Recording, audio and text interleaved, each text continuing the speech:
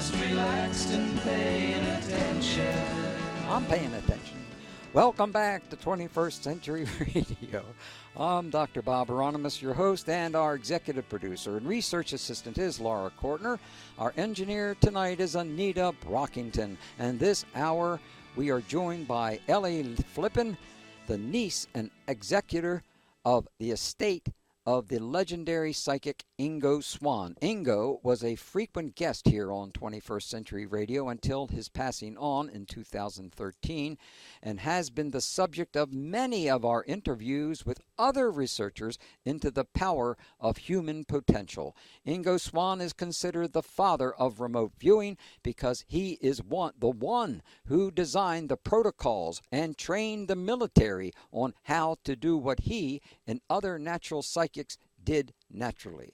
Learn to be psychic by following an exact scientific approach. Niece Elly Flippen lived with Ingo 3 times during her life and served as his assistant, special events planner, research assistant, telephone screener, fax machine fixer, transcriber, and sous chef. Today, she's responsible for Ingo's social media sites, managing his publications, and with her mother is working on a documentary film about Ingo's life. Swan Rider Productions has been releasing some of Ingo Swann's unpublished works over the years, including the one we are talking about tonight called The Windy Song, a short novella. Ingo lived in the realm of nonfiction, yet in the mid-1970s, Ingo wrote 2 novels, Starfire, his novel about remote viewing and nuclear weapons control, and a short novel that would remain on his shelf for decades, The Windy Song. Welcome back to 21st Century Radio, Elly Flippen. Oh, hi, Dr. Bob. How you doing? So nice to hear your voice. Same here. Now, Ingo wrote these 2 novels at roughly the same time, I understand, and yet they could not be more opposite. We know that Starfire was Ingo's covert way of writing about remote viewing, but The Windy Song is not about a power or ability. Windy Song is about something that happens outside of us, all around us, within us. It's about reincarnation. What was Ingo's view on reincarnation? Well, let me start by first thanking you for allowing me this opportunity to speak with you this evening about Ingo and primarily his Windy Song. It's such a wonderful little story and a great kind of viewpoint into Ingo's views on reincarnation, and kind of sad that it just stayed in a box on a shelf for as long as it did. I know he tried to get it published, but was never really successful at it. And so we are grateful that we were able to put it out and share it with the world. But, he said about reincarnation, he said, there exists in our civilization a kind of tyranny of ideas. And within the boundaries set by these tyrannies were countless myriads of visions and arts, futures, awarenesses, consciousness that never grow and blossom. And I think that's what this story is about. And it's about breaking out of that mold. And so, rather than let this kind of tyranny thrive and succumb to him, he's kind of writing about defying that. And what it's about, using the same methods that are used to kind of contain us is to actually break through that and to break through these veils of lies and find truths. And these truths he believed, for which scientific proof is not yet possible or even feasible, but yet hints of them lie all around us and can be, and often are, perceived by many, even examined very deeply with convictions and truths which reveal themselves. And reincarnation is exactly this one such thing. And so for Ingo, life being considered that it's much more than just a physical birth and physical death and what happens in between, but there's such an expansion beyond that. And so really breaking out of this kind of narrow definition of life is something that Ingo really talks about in a whole aspect of his writings about human potential. But if we narrow it down to this story and reincarnation, And where that starts for Ingo is in the mid 1960s. And he experienced what he called the onset. And it was really a series of very painful and deliberate, very harsh physical ailments that centered around his abdomen. So he had these intense pains. And at one point, he talks about being at the United Nations where he worked in the late 60s, and it just kind of overwhelmed him, and he really felt like he was dying. And he called friends, and the friends called around and found him a doctor, and it was a young Korean doctor who came and investigated Ingo, and he really felt like he was dying. This doctor said, "There's nothing really wrong with you. It's psychosomatic, what you're experiencing." And Ingo just really could not comprehend that because he was in so much pain. But his friend said, okay, if that's what this doctor is saying, that it's psychosomatic, let's use your mind and look at these mental pictures in your mind about what's going on in your body. And he talks about leaving his body and coming back into his body and really examining these mental pictures. And what he saw were really memories. And memories of a past event. And he sees himself in a hospital, he sees himself dying. And it's when he can kind of reconcile these memories and confront these memories and understand that it wasn't in this lifetime, and understand that he was someone else experiencing these things, that all of a sudden everything went away. All the pain went away.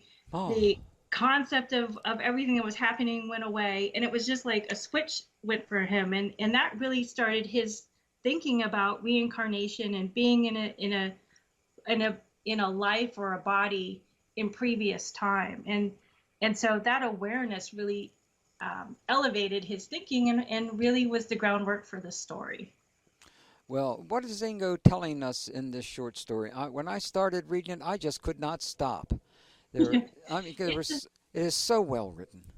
Well, it's a wonderful story, right? And I think he's using the characters as a debate. I mean, to me, it's like watching, or maybe in this case, reading an ancient Greek debate unfold. I mean, it's very deliberate, it's very careful, it's very meticulous, and it's very elegant, and it's very simple. And, going back to Ingo's love of ancient Greek philosophers, Aristotle believed that one should consider views other than one's own.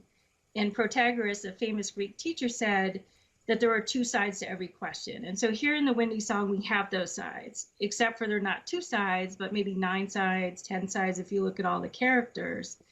And Ingo is inviting us, the readers, into this debate, inviting us to consider views from our own, to see through the eyes of each viewpoint and what those views personify and how each unfolds towards a resolution, I think, in this story. Well, what do you mean by 10 sides? Well, so like in the story, each character is a side in this debate, a kind of viewpoint, if you will. Oh, yes. So we have the main character, Alina. She's the center, the issue, the struggle, and ultimately the resolution. You have Oakley, her friend, who just wants to be her friend and just wants the status quo. Julia, Alina's mother, who's struggling to understand, and I think she's serving as the bridge of understanding. You have Richard, the father. I think he is society at large, and what is the appearance of normality, or what are our concepts of normality from a societal standpoint. We have a doctor, the one who knows there's more going on and is kind of seen for himself the more going ons, but he can't find a way to share that knowledge. We have the Christian viewpoint in the character of a priest, who's a young man who's coming into a new he's new to the church in the town, and he knows that there are possibilities, and so he's kind of like struggling about, well, he's on the cusp of is this possible, is it not possible? I mean, it really is, from the Christian viewpoint of we only live once, kind of a struggle for him. The psychiatrist, really the realm of psychiatry and the label of being crazy, if you will, and then you have the aunt representing the new age, kind of this underground concept that there's something else going on. Mm-hmm. And then you have the baby who's personifies the concept of rebirth, the path illuminated.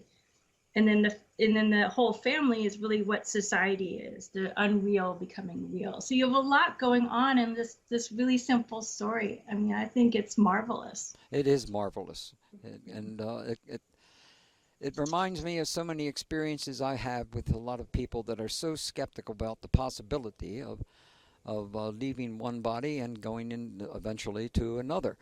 And the lessons that we learn from the experiences are really the keys there.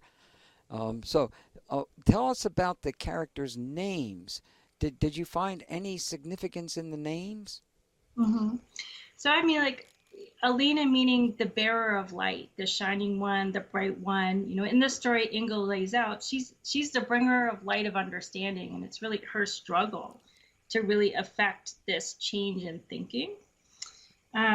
Oakley, meaning from meaning a oak meadow or clearing. So when you think of oak trees, you think of something sturdy and strong, and she is that. She's a true friend, but she just wants to be a child, and what that means when you have a friend who's kind of acting in a way that's outside of being normal, let alone being outside of being a child. Julia means youthful, but more so beautiful. And many early saints and martyrs carried the name of Julia. In the book, she's certainly cast as the town beauty and maybe represents youthful idealism struggling to find a footing, which is true. I mean, for what she has to go through with her child. Richard means strong, brave, hardy, and he's really stuck in this idea of normal and seeing his daughter go through this. So he's trying to hold down a family and what he thinks is normal, and yet confront the situation that's happening with his daughter. And Margaret, the aunt, the name Margaret means pearl, or perhaps in terms of this song, is the Windy song means a pearl of wisdom. So all these names have multiple levels of meaning.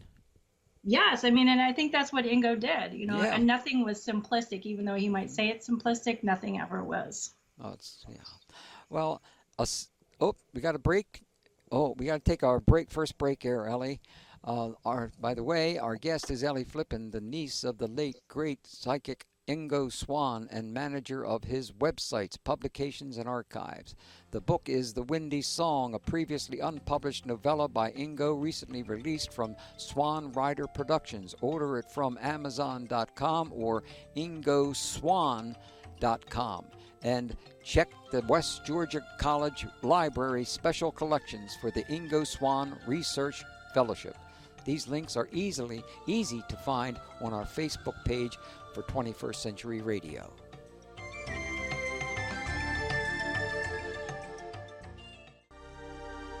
Hello, this is Nancy Guterres. I'm the author of How to Talk to an Alien, and you can find out more about my work at theskepticalpsychic.com or talkalien.com. You are listening to 21st Century Radio with Dr. Bob Hieronymus. He is one of the most generous radio show hosts I have ever had the pleasure of working with. I think I'm going to call him Hieronymus the Magnanimous. Thank you, Nancy Guterres. Yes, indeed. Well, our guest is Elly Flippen, the niece of the late great psychic Ingo Swann and manager of his websites, etc. And are you with us, Elly? I'm still here. Good going. Assuming that we have lived before, what does Ingo say about what good does it do to remember it? These are good questions. Good to remember it. What are the actual identifiable benefits of it, especially in regard to this story? Well, I think that Ingo would say there's no single area of human interaction that, clearly reflects the fatal flaw carried by so many people as the situation represented by the possibility of having lived before. I mean, the fact that if there are past lives and they exist is in the present time possibility, that means the possibility also represents what everyone, I think, fears and dreads the most. And that means that if you've lived before, you've had to have died before, and perhaps many times.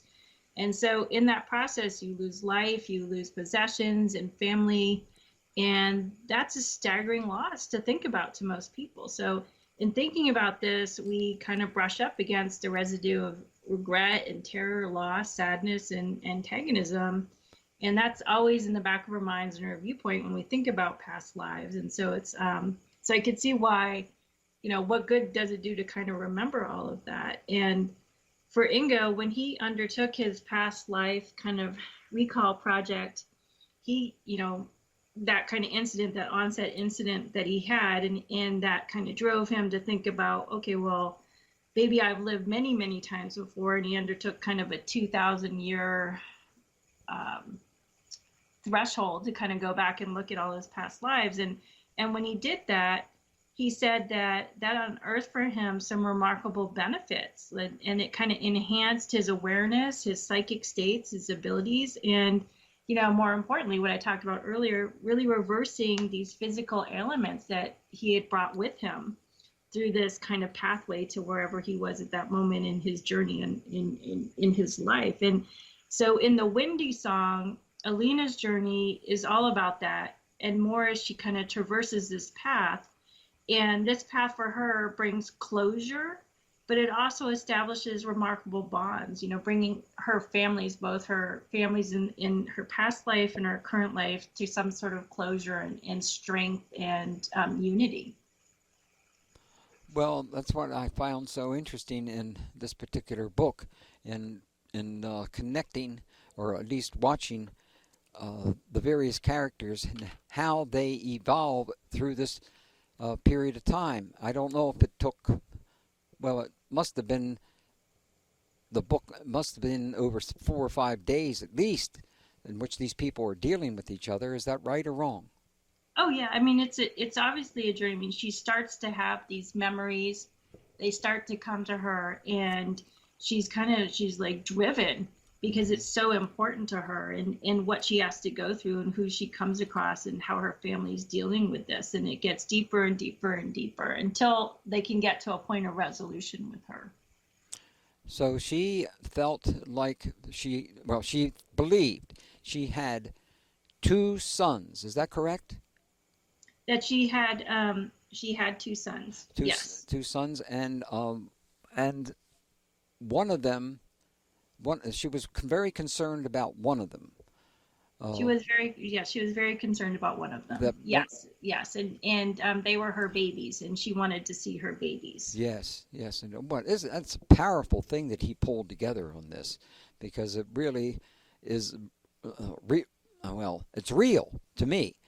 This kind of experience, and the discussions that go back and forth between the other characters, especially the minister, and then of course there was a psychologist in there, or psychiatrist. Was he a psychiatrist? Mm-hmm, psychiatrist. Yes. Right. So right. And remembering Alina in she's like 12 going on 13. Yeah. The fact that she's even talking about having babies just alone is a frightful conversation for her parents. Yeah. Well, Ingo also says, in this more precise sense, then, that reincarnation, in its primary instance, not a metaphysical or religious construct, but a memory issue. Now, how does this come out in this story? Yeah, so I was sort of alluding to this kind of past life regression that Ingo started, and he started writing a document called 2,000 Years of His Reincarnation. He didn't get very far. He just got into the most recent life, and it's kind of sad, like so many things that he didn't finish. But he said, past life memory is not kind of linked to a living body, which has brainwave activity in the now, and it's not unlike near-death experience and memory of it, which is not linked with anything that's existing, like a living body either. So kind of both constitute examples of experiencing and a memory of what was experienced. And so therefore memory without a living body, or a memory that transcends some sort of living body.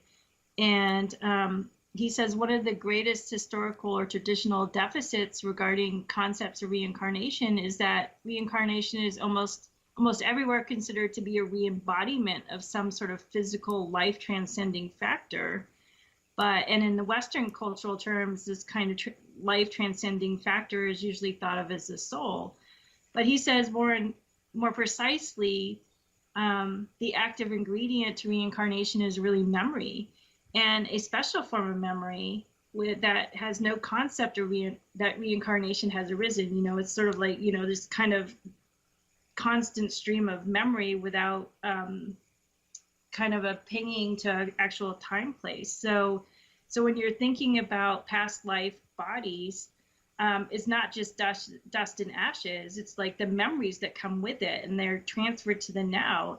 And so, one of the things that he talks about is that memory researchers don't address past life memory, and reincarnation researchers don't address memory either. And so it's kind of an interesting quandary for him. They want to feel like the past life, the reincarnation researchers want to focus on what is remembered, not how memory functions.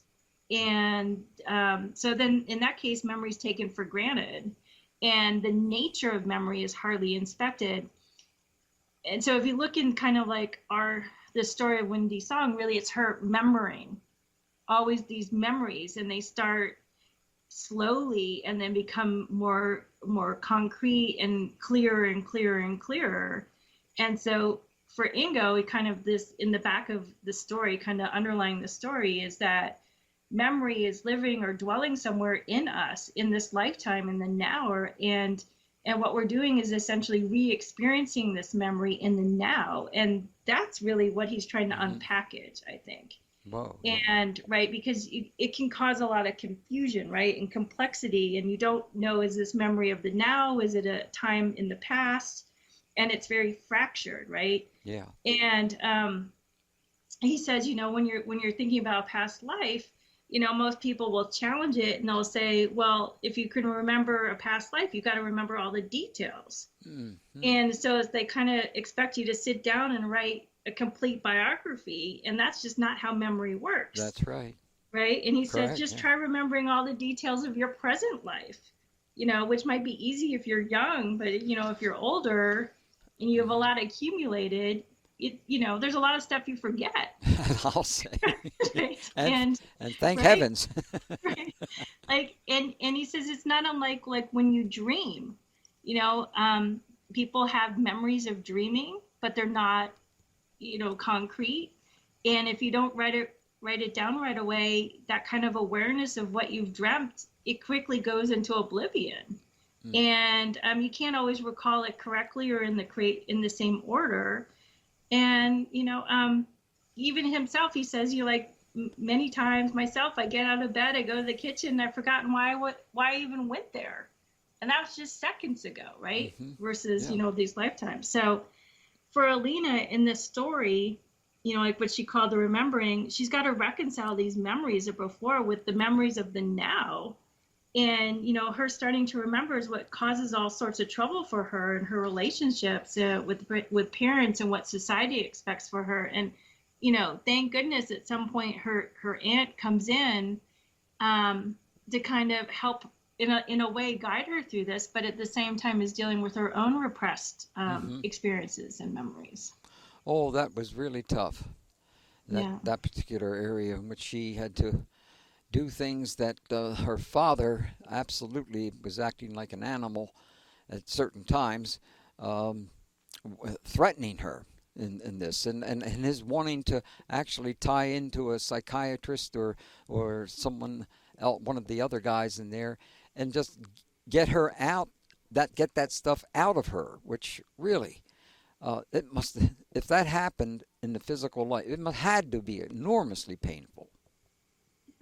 Yeah. So you can see like this kind of challenge, and I think Ingo is just writing this when psychiatry is still considering a lot of like human potential stuff, maybe a psychiatric problem, instead of just as something innate in us, which is extraordinary. Well, but with psychiatry, then they can lock you up if they think that you're just out of it, especially if you're a child. And excuse me, I'm sorry. It's such a meaningful book from that standpoint, because I can see how it has happened many times with other people who have discovered this, and that's why I think this is such an important book. Did reincarnation figure into Ingo's art? Oh yeah, absolutely. I mean, well, like his writings, he left a myriad of unfinished works too. But many of these works, and some of the finished ones too, that you can see at the American Visionary Art Museum, they focus on transcendence, on death, on rebirth. I mean, he had a whole series in the 60s on what he called kismet or fate. Oh, yeah. He had he used the phoenix imagery, which is quite a symbol of rebirth. So all these things he's touching on are skirting birth, death, and rebirth. And, I can really only guess as to his meaning of these things. But in them, he had balls of light, angelic beings. He had beings on platforms of skulls. He had giant mouths swallowing beings, and then beings coming out of mouths. He had bodies surrounded by bees. There's an old Germanic expression. It says that you're in the path of bees, and that idea is that the air is filled with souls of the dead, and thought that if a bee flies into the mouth of a dead person, that person will spring back to life. So, I think he's putting all these things that maybe might be activating us, that we kind of, we don't take it on the surface level, but maybe it infiltrates us and we're able to process it at a deeper level. And I think when he painted, he was trying to reach those higher levels of understanding, that what was buried deep inside of us may have been subdued, and really trying to activate our consciousness potentials. Well, we are so fortunate to have his work at AVAM. That is so important. You want to comment on that? Oh, yeah. I really feel like the paintings were his children. Yeah. And the ones that are there are his great masterpieces, the ones that he finished, the ones that everybody wanted, the ones that everybody wanted to fight over to get. And my mom and I really felt like they needed to be on display for the public. Mm-hmm.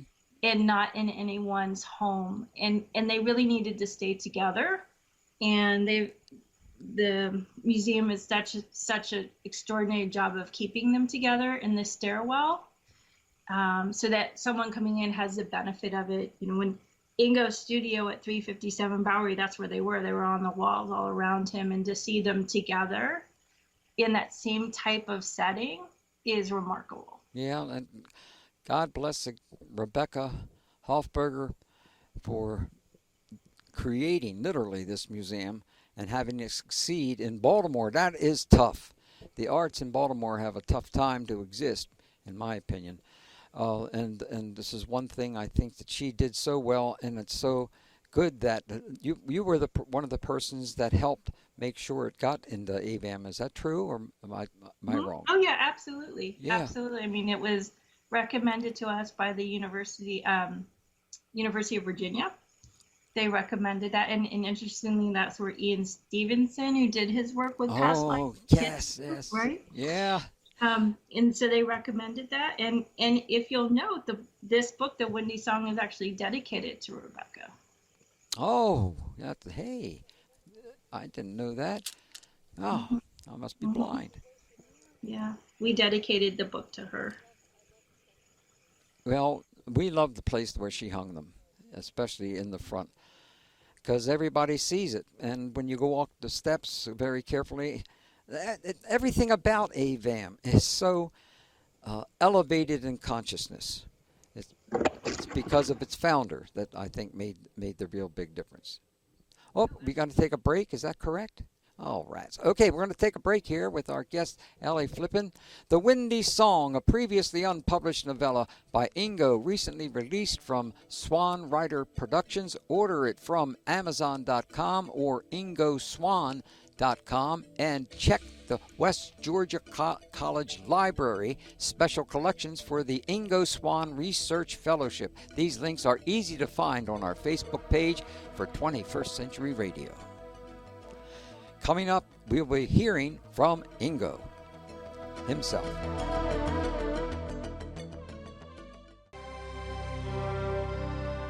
Hello, I'm Dean Radin, author of Entangled Minds, and you're listening to 21st Century Radio with Dr. Bob Hieronymus. Welcome back to 21st Century Radio with Dr. Bob and Elly Flippen. Elly, was Windy's Song also channeled, or was it, or dictated? I'm getting mixed up on that. No, I mean that. So he said his Purple Fables quartet was actually given to him over the series of days, but the Windy Song, I think, was his. This is a straight story that he wanted to write and to tell. Okay. Well, friends, now it's time for a really special treat. We have the benefit of keeping very good records at 21st Century Radio. We've been doing this for 30-some years, and all of this material is good stuff. And we have dug out the recordings of one of our interviews with Ingo Swann himself. This one dated February the 5th, 1995. His first book of fiction had been just been published, called Purple Fables Quartet. In this first clip, which is about 5 minutes long, I asked him about how he came to write this book. It was an example of what is sometimes called automatic writing or channeling, or as Ingo called it, dictation from some other source. Let's take a listen.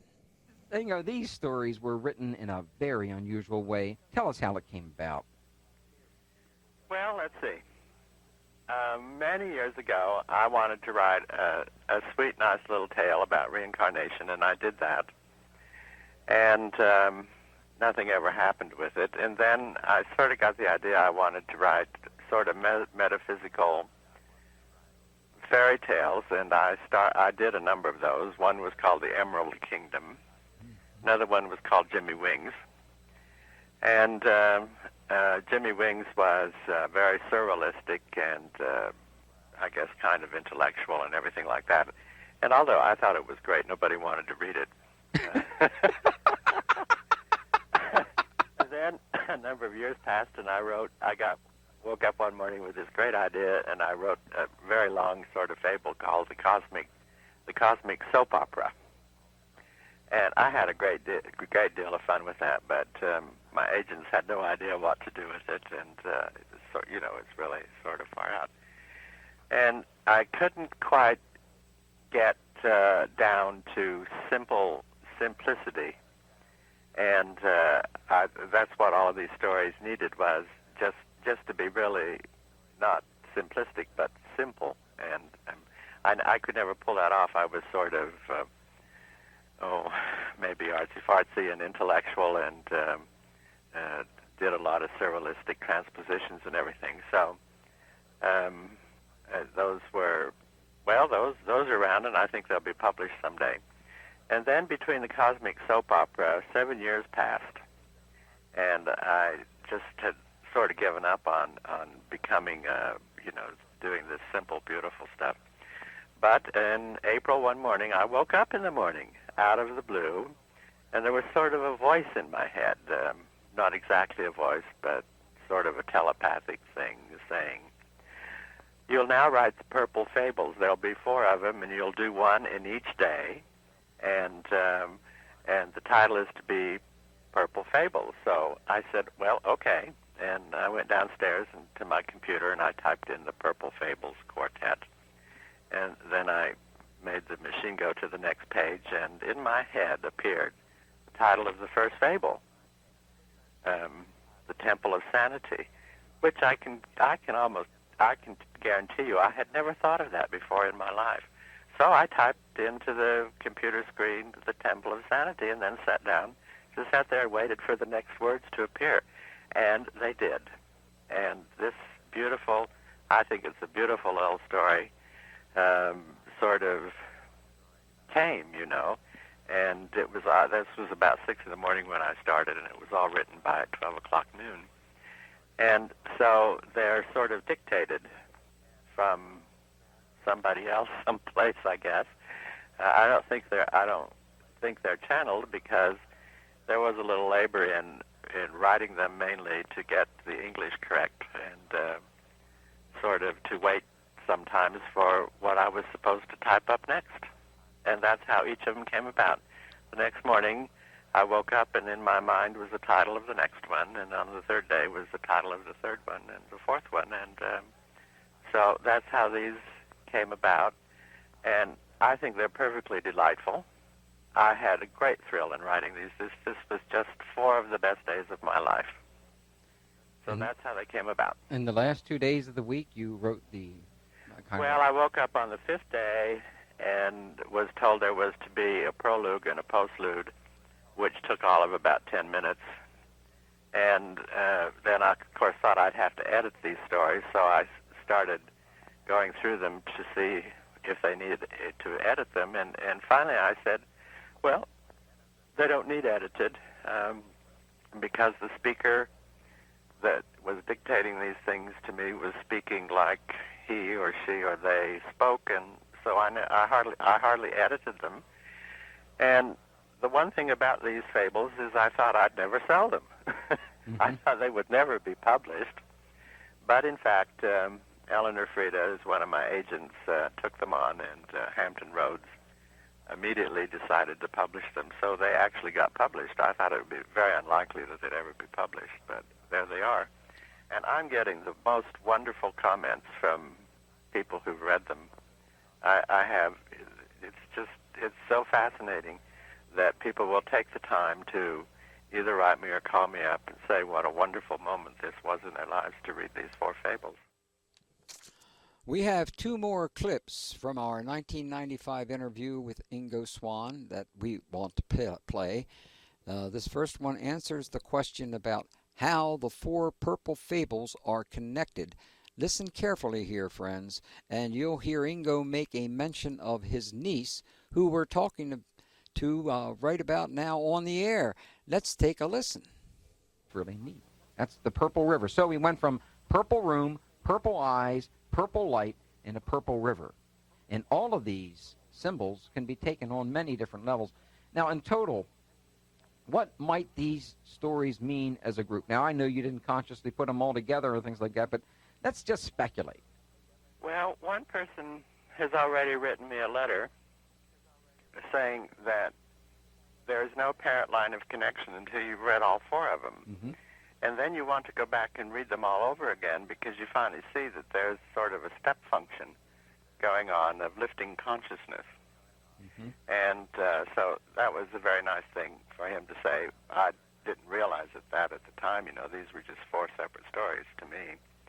But in fact, there's sort of an implicit continuity between them of starting with pretending to be sane and then finding it through the other three stories what sanity might consist of that the world doesn't know about. Mm-hmm. A lot of the younger people I know, including my niece, we had readings. These things are very easy to read out loud to an audience, you know. Mm-hmm. And they're just really enjoyable, and these younger kids just got a real charge out of reading these things. And just tonight I had a guy who teaches acting who called up to say he's going to use it as a script for people to act out in his teaching courses. Excellent. Those stories. And I said, oh, great, that should be really be fun.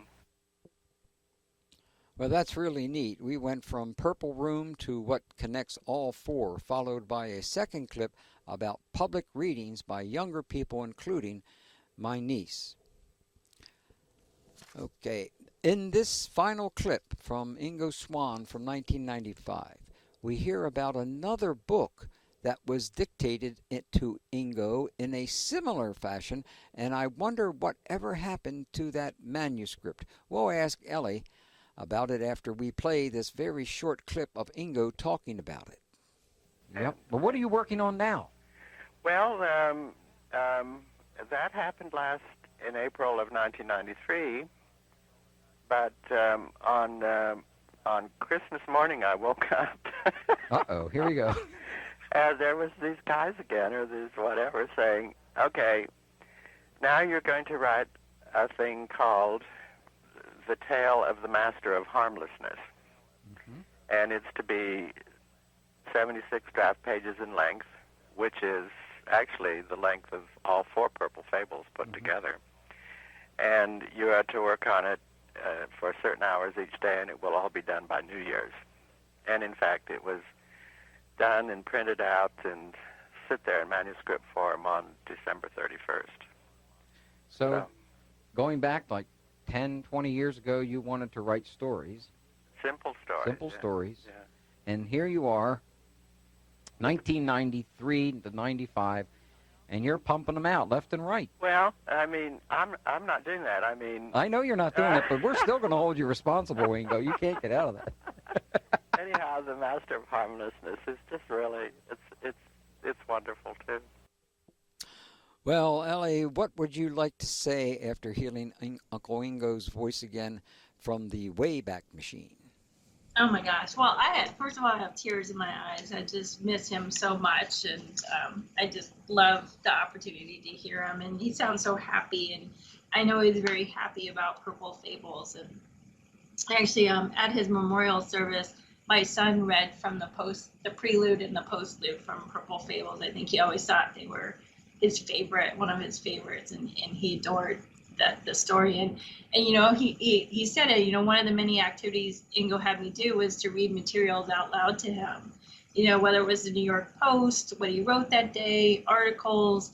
You know, I had to do it slowly so that I could absorb what I was reading as much as what he was absorbing from my reading it.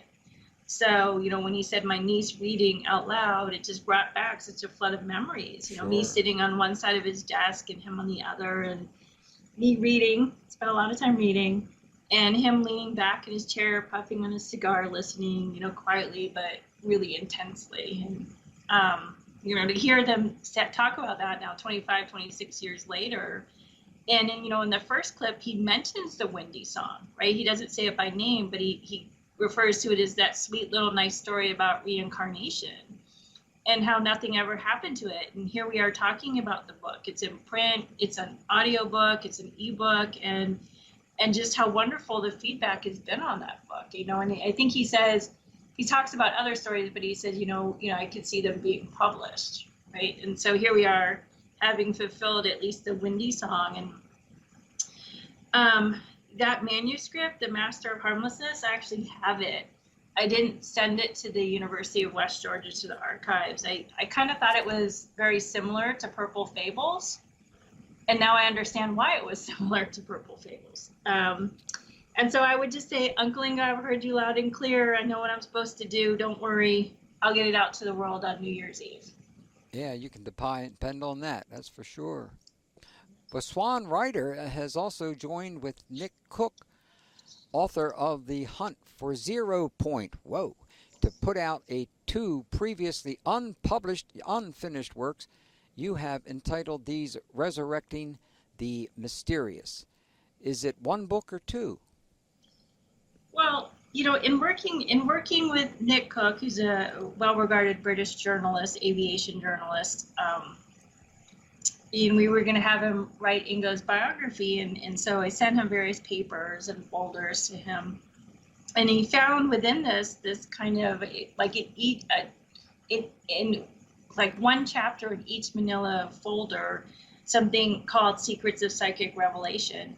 And it was at the same time from the University of West Georgia, where his archives are, that I found this kind of Emerald Kingdom. So he calls, like in the clip he played, he said he wrote a short story called The Emerald Kingdom, but what we found is the Emerald Kingdom was actually very complementing to this kind of Secrets of Psychic Revelation that he had.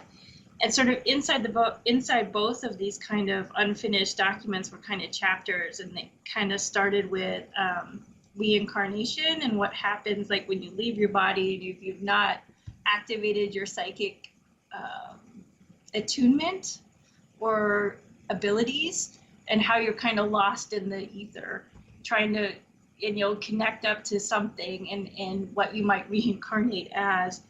And we kind of, and then at the end of that were these chapters on kind of like this light being and reaching this great state of enlightenment. So we saw this book, Resurrecting the Mysterious. We took these 2 unfinished works, these kind of miscellaneous chapters, and we formed them, put them all together. And then Nick wrote an introduction and an afterword, so kind of his own story about these 2 works, and he called that Ingo Swann's Great Lost Work. And so it's kind of like a Russian doll. You have these 2 things inside something else, which are inside of Nick's book, which is, it's amazing. It's about human potential. One's very micro and one's very macro oriented, and it's kind of a pathway from starting from, reincarnating in a very low state to becoming a light being at the end, and the journey in between. Well, this book, Resurrecting the Mysterious, starts with an interesting narrative by Ingo on reincarnation. We only have a minute or so. Could you tell us about that, please? Well, just about, kind of being lost and being attracted to people who are copulating in some way. Oh. And really like getting onto that. And it doesn't necessarily have to be humans. It could be an animal. And so really saying like, when your body dies, you stay in this kind of know-nothing state until something activates you to move on, and then you reincarnate. And it's a cycle that goes on. This book is 555 pages. Whoa. So what I'm just talking is, like a brief discussion. I can't even begin to do it justice. And so I really encourage everyone to read it. It's a pathway. It starts at the beginning. It deals with the now, and it leads to enlightenment at the end. And just going to offer that Nick's son, Will Hollingsworth. Well, we're out of time, unfortunately, Elly. Thank you for joining us. The Windy Song, previous unpublished. Order it from Amazon.com or IngoSwann.com. And good night.